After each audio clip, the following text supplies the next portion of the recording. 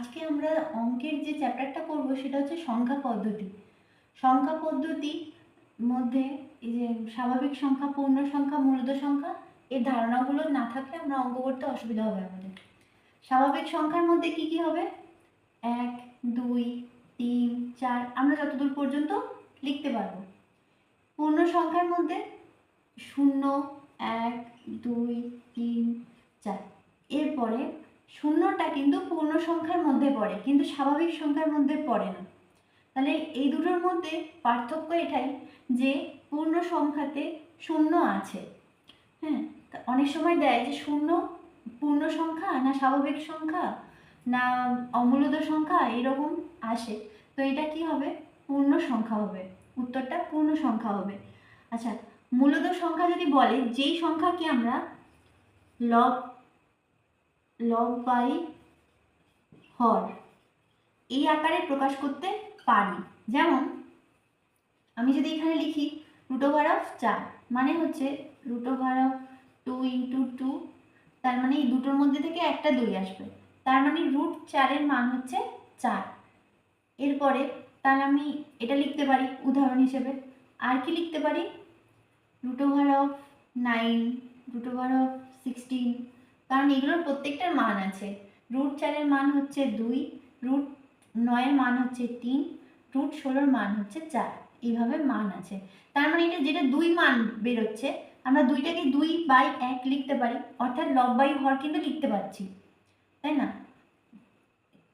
3 এর ক্ষেত্রে 3/1 যদি হয় তাহলে লব বাই হর হচ্ছে। 4 এর ক্ষেত্রে 4/1 মানে এটাও হচ্ছে। কিন্তু যদি আমি একটা সংখ্যা লিখি, যে সংখ্যাটা হচ্ছে √5, √5কে কিন্তু ভাঙা যায় না। এই যে আমি 16টা যদি আমি ভাঙি, 2 8 16, 2 4 8, 2 2 4, তাহলে আমি √16 লিখলে রুটের মধ্যে 2 × 2 × 2 × 2 এটা আসছে 4টে, এখানে 4টে হবে, দুটো দুটো করে হবে, মানে এই দুটোর জন্য একটা 2 আর এই দুটোর জন্য একটা 2, তার মানে 4। এইভাবে মানটা নির্ণয় করতে হয়। কিন্তু √5 এর ক্ষেত্রে আমি যদি ভাঙি √5কে, যাবে কি 1 5 5, তাহলে এই আকারে হচ্ছে না, তাহলে এই √5টা কিন্তু হবে না।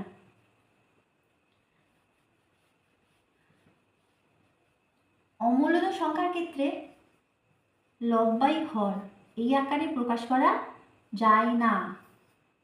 হ্যাঁ, আকারে প্রকাশ করা যায় না কেন?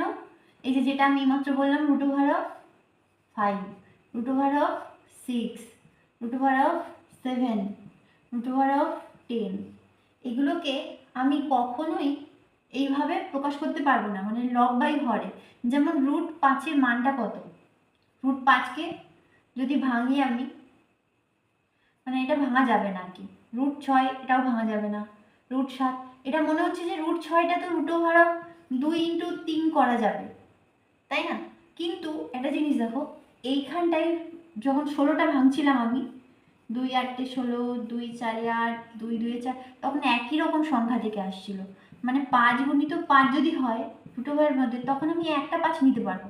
কিন্তু 5 × 2 × 3 যদি হয়, আমি কিন্তু কোনো সংখ্যাটাই নিতে পারবো না এর মধ্যে, তাই না? তার মানে এটাও হবে না, এগুলো কোনোটাই হবে না, ইত্যাদি। আচ্ছা, এর পরের সংখ্যা আছে পূর্ণবর্গ সংখ্যা। পূর্ণবর্গ সংখ্যা যদি বলি আমি, যে এই অঙ্কগুলো মানে √4, মানে পূর্ণবর্গ সংখ্যা লেখার সময় আমরা 4, 9, 16, 25 এগুলো লিখবো। কেননা এগুলোকে আমরা রুটের মানটা পাবো। √4 এর মান 2, √9 এর মান 3, √16 এর মান 4, √25 এর মান 5।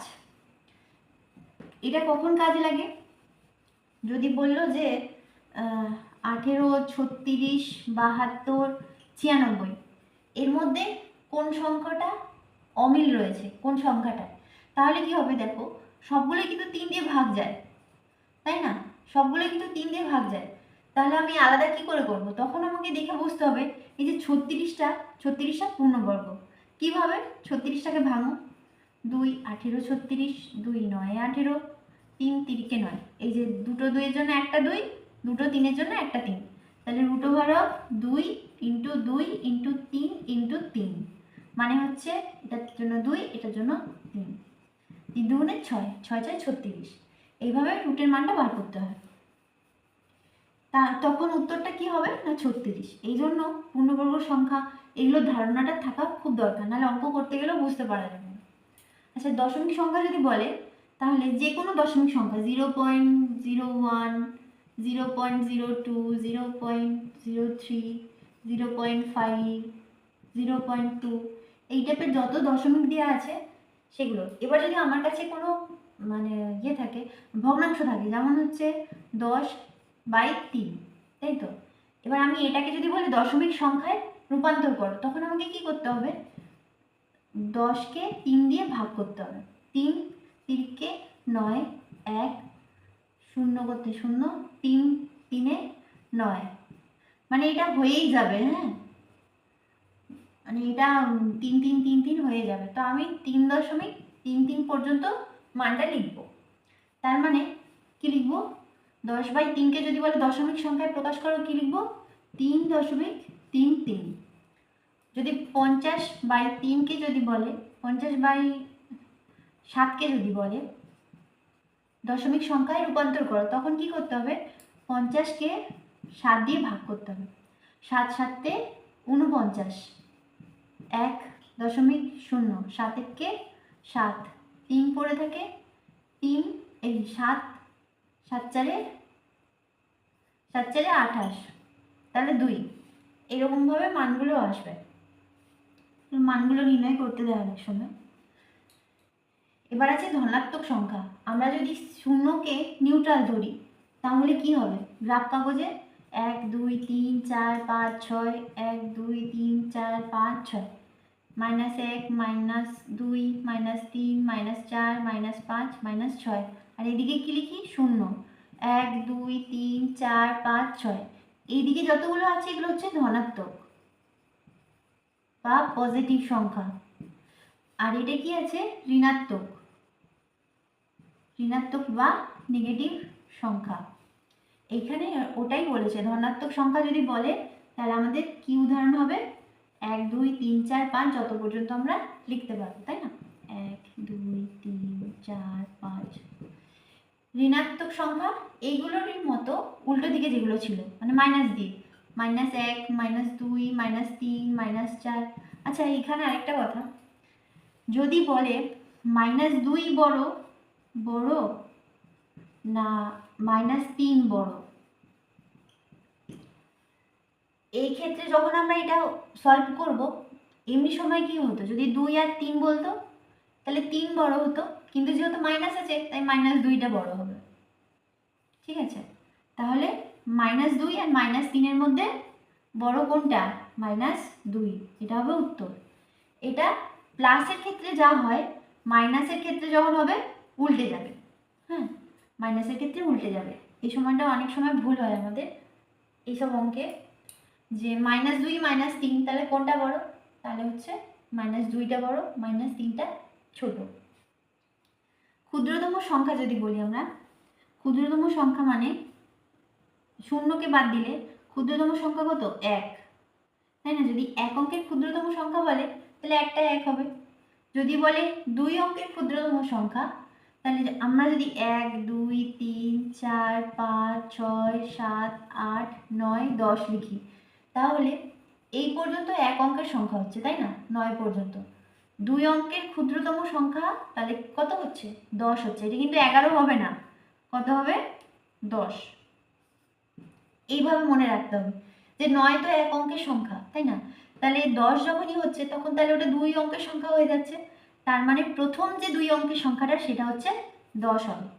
তাহলে এবার যদি 3 অঙ্কের ক্ষুদ্রতম সংখ্যা বলি আমি, তাহলে কত হবে? 99, তারপরে কি হবে? 100। এটা 2 অঙ্কের সংখ্যা, এটা 3 অঙ্কের সংখ্যা। তাহলে প্রথম 3 অঙ্কের সংখ্যা মানেই হচ্ছে ক্ষুদ্রতম সংখ্যা 3 অঙ্কের। তার মানে পরের অঙ্কটা কত হবে? 100, তারপরটা হবে 1000, এইভাবে হবে। আচ্ছা, বৃহত্তম সংখ্যা কোনটা? 1 2 3 4 করে যদি আমি লিখি, 1 2 3 4 করে যদি লিখি, প্রথম এক অঙ্কের সংখ্যা কোনটা হবে? বড়, সব থেকে বড় এক অঙ্কের সংখ্যা কোনটা হবে? 9, কারণ এরপরে তো 2 অঙ্কে শুরু হয়ে যাচ্ছে। তাহলে এক অঙ্কের বৃহত্তম সংখ্যা যখন বলবো আমি, প্রথম উদাহরণটাই কি হবে? 9 হবে। পরের উদাহরণটা হবে 99। 90 নয়, 90 নয়, কেন? 90 91 এগুলো কি বড়, নাকি 99টা বড়? 99 100, এটা তো 3 হয়ে যাচ্ছে, আর 3 অঙ্কের, আর এটা 2 অঙ্কের। তাহলে 2 অঙ্কের সব থেকে বৃহত্তম সংখ্যা যদি বলে, তাহলে কত হবে? 99 হবে, ওই জন্য এখানে 99 হয়েছে। আর যদি 3 অঙ্কের বলে, তাহলে এটা কত হবে? 3 এই 9 9 9 মানে 999, তারপরটা হবে 9999, এইভাবে চলতে থাকবে। হ্যাঁ, আচ্ছা, আর কয়েকটা ধরন আছে, যেমন হচ্ছে মৌলিক সংখ্যা। মৌলিক সংখ্যা কি? সেই সংখ্যা ও এক দ্বারা বিভাজ্য, মানে 2 3 5 7 11 ইত্যাদি, মানে সেই সংখ্যা ও এক দ্বারা বিভাজ্য। 2কে ভাঙলে কত হয়? 2 আর 1। 3-এর ক্ষেত্রে সেই সংখ্যা আর এক দ্বারা বিভাজ্য, তাই তো? 5-এর ক্ষেত্রে সেই সংখ্যা ও এক, মানে সেই সংখ্যা ও এক দ্বারা বিভাজ্য হলে, তাই তো?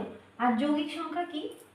না সেই সংখ্যা এক, এই দুটো তো হবেই, তার সাথে অন্যান্য সংখ্যা, যেমন 4 6 8 10 12 9 এগুলো।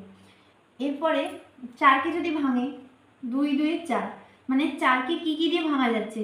4 দিয়ে, 1 দিয়ে, মানে এই পর্যন্ত এটা ঠিক আছে, কিন্তু আরেকটা এক্সট্রা আছে 2, তার মানে এই 2টা এক্সট্রা থাকার জন্য এটা যৌগিক সংখ্যা হবে। 6-এর ক্ষেত্রে 6টা ভাঙলে 2 আর 3, আর 3 একে 3, মানে 1 দিয়ে যাবে, 2 দিয়ে যাবে, 3 দিয়ে যাবে, 6 দিয়ে যাবে। 8-এর ক্ষেত্রে কি হবে? 2 4 8, 2 2 4, 2 1 2, মানে 1 দিয়ে যাবে, 2 দিয়ে যাবে, 4 দিয়ে যাবে, 8 দিয়ে যাবে। তাহলে এগুলো সেই সংখ্যা এবং 1 এগুলো বাদ দিয়েও অন্য সংখ্যা দিয়েও বিভাজ্য। যেমন 6-এর ক্ষেত্রে 6 হয়েছে, 1 হয়েছে, সাথে হচ্ছে 2 আর 3 এক্সট্রা। 8-এর ক্ষেত্রে 8 হয়েছে, 1 হয়েছে, 2 আর 4 এক্সট্রা। এগুলো হচ্ছে যৌগিক সংখ্যা, যেগুলোকে ভাঙা যায়। আর যেগুলো ভাঙা যাচ্ছে না, শুধুমাত্র 1 এবং সেই সংখ্যা দিয়ে, সেটা হচ্ছে মৌলিক সংখ্যা। এরপর হচ্ছে পরস্পর মৌলিক সংখ্যা। এইটা কি জিনিস? মানে শুনে মনে হচ্ছে যে দুটোই মৌলিক সংখ্যা হবে, যেমন 11 আর যদি বলি আরেকটা মৌলিক সংখ্যা 17, হ্যাঁ, এই দুটোর মধ্যে কি হবে? শুধুমাত্র একটি সাধারণ উৎপাদক থাকবে, একটি সাধারণ উৎপাদক,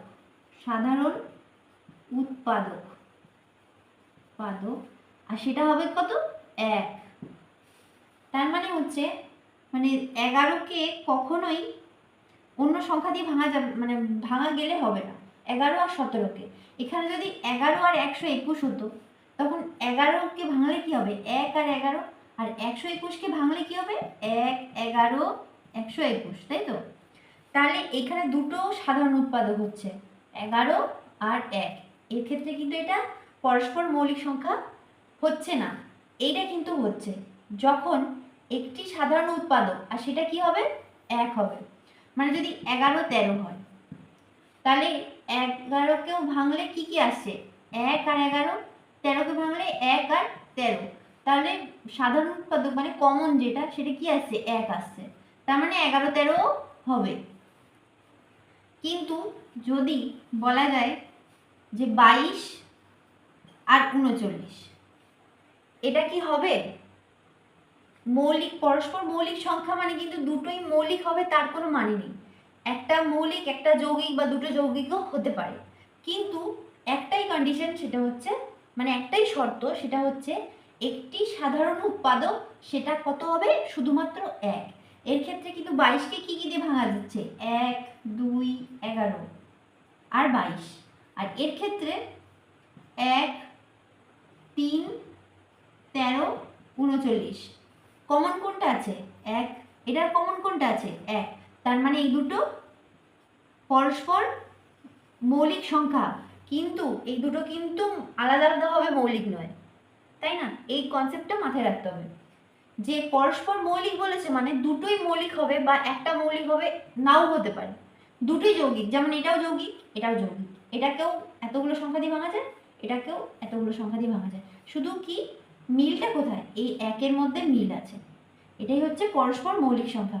এটা পরীক্ষায় পরস্পর মৌলিক সংখ্যা নির্ণয় করতে দেয়, এই জন্য এটা আমাদেরকে মাথায় রাখতে হবে। আজকে আরেকটা টপিক, সেটা হলো ভাগ, কিভাবে ভাগ করতে হয়। হ্যাঁ, ভাগের পরে অনেক সময় বিভাজ্য মানে ভাজ্য ভাজক, হ্যাঁ, এই সম্পর্কটা জিজ্ঞাসা করে। তাহলে কি হবে? ভাজ্য মাঝখানে হবে, আচ্ছা ভাগ নির্ণয় করো, ভাগের সূত্র, ভাগের সূত্র যদি বলি কি হবে? ভাজ্য, এদিকে হবে ভাজক, এদিকে কি হবে? ভাগফল, আর এদিকে কি হবে? ভাগশেষ। মানে শেষে যেটা থাকছে সেটাই ভাগশেষ, ভাগফল যেটা দিয়ে মানে এইখানে যেগুলো থাকছে সেটাই ভাগফল। ভাজ্য আর ভাজকের মধ্যে গুলিয়ে যায়। ভাজ্য মানে নর্মাল, ভাজ্যটা ভাবলাম নর্মাল, ভাজক মানে মানে ভাজ্য যেটা, যে বড় বড় যে সংখ্যাটা থাকবে, বড় যে সংখ্যাটা থাকবে সেটাই হচ্ছে ভাজ্য। এবার ভাজক কি হবে? যেটা হচ্ছে ছোট সংখ্যা হবে, উপরন্তু এটা দিয়ে এটাকে ভাগ করতে হবে। মানে যদি আমি বলি 52, কত দিয়ে ভাঙবো? 7 দিয়ে। 7 7 49, 50 51 52, 3 থাকছে। তাহলে এটা ভাজ্য, এটা ভাজক, এটা ভাগফল, এটা ভাগশেষ। তার মানে এটা যদি আমি পূর্ণ বর্গ মানে পূর্ণ ভগ্নাংশে লিখতে যাই, তাহলে 7 পূর্ণ 7-এর 3-এর 7 হবে।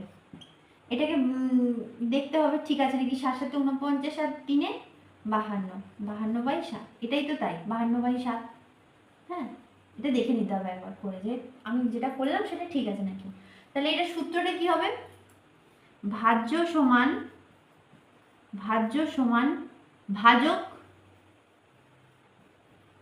গুণিত ভাগফল যুক্ত ভাগশেষ, তাই তো? মানে এখানে 7 আছে, ভাজ্য, তাহলে যদি বলে যে ভাজ্য নির্ণয় করো, তাহলে ভাজ্য কি? অতএব না বা হবে, বা ভাজ্য সমান ভাজক কত আছে? 7, ভাগফল আছে 7, আর ভাগশেষ কত আছে? 3। তাহলে বদমাশের সূত্র 7 7 49 প্লাস 3 মানে 52। তাহলে ভাজ্য কত? 52। এখানে কত ছিল? 52। মূল নির্ণয় করো, বর্গমূল। আচ্ছা বর্গ নির্ণয় করো আগে, নির্ণয় করো। সংখ্যা দেওয়া আছে কত? 25। বর্গ মানে স্কোয়ার, বর্গ মানে স্কোয়ার। হ্যাঁ, মানে এই যে এরকম সংখ্যার উপরে মাথায় যেটা থাকে, মানে যদি থাকে 25, 25-এর বর্গ মানে মাথায় একটা স্কোয়ার। যদি বলে ঘন বললে মাথায় কত হবে? 3, 25-এর 3 হবে। আচ্ছা, এটাকে কি বলে? এটাকে বলে পাওয়ার অর ঘাত,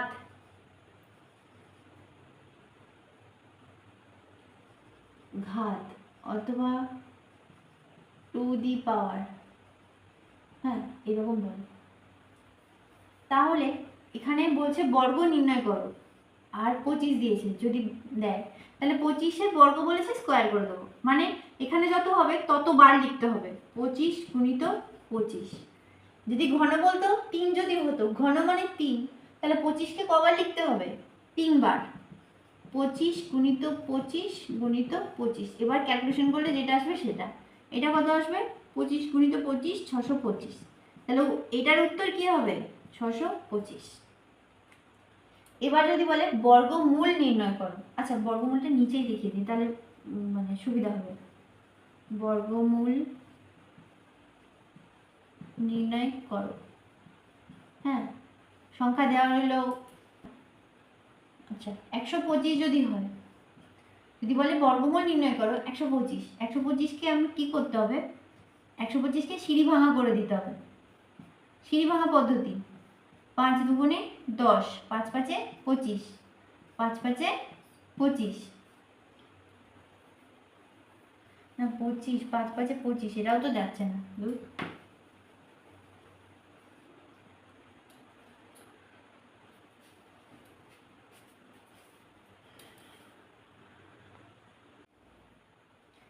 বর্গমূল নির্ণয় করো 64, যদি বলে 64 বর্গমূল নির্ণয় করো তাহলে কি করতে হবে, 64কে সিঁড়ি ভাঙা পদ্ধতিতে ভাঙতে হবে। 2 3-এ 6, 2 2-এ 4, ভাঙার সময় সব সময় 2 দিয়ে 3 দিয়ে ছোট সংখ্যা দিয়ে ভাঙবো, কখনোই 4 দিয়ে ভাঙবো না, ঠিক আছে।